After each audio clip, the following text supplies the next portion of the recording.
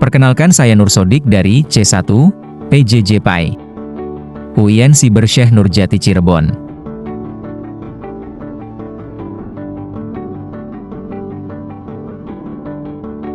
Di sini saya akan membahas materi tentang hukum syara dan sumber hukum dalam ushul fiqh dan metode ijtihad dan istinbat. Hukum syara adalah ketentuan Allah Subhanahu wa Ta'ala yang berkaitan dengan perbuatan mukallaf melalui dalil-dalil syariat. Tujuannya untuk mengatur hubungan manusia dengan Allah, manusia dengan sesama, dan manusia dengan dirinya sendiri.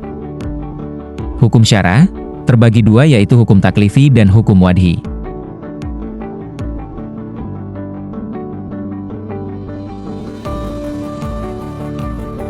Hukum taklifi, jenis hukum yang berisi perintah, larangan, atau pilihan.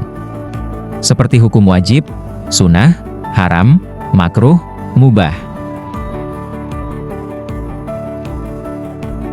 Adapun hukum wadhi yaitu hukum yang menjadi sebab, syarat, dan penghalang bagi berlakunya hukum taklifi.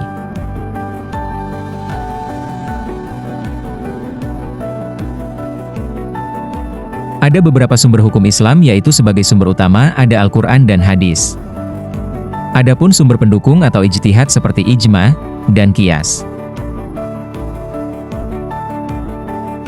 Ada pula dengan metode pendukung yang digunakan ketika tidak ditemukan dalil langsung, contohnya metode istihsan, maslahah mursalah, urf, kebiasaan, istisyab, sat al-zariyah.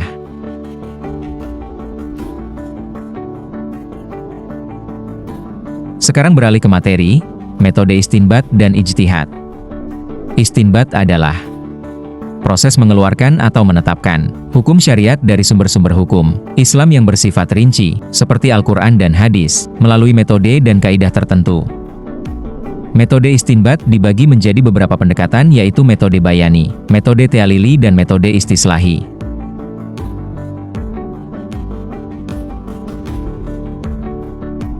Adapun ijtihad adalah usaha sungguh-sungguh seorang mujtahid untuk menetapkan hukum syariat terhadap permasalahan yang belum dijelaskan secara eksplisit dalam Al-Quran dan hadis.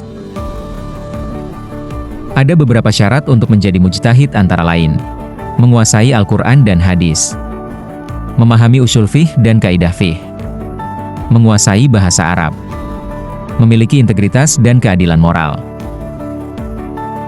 Bentuk dari ijtihad yaitu ijma, qiyas, istihsan, maslahah mursalah, dan urf.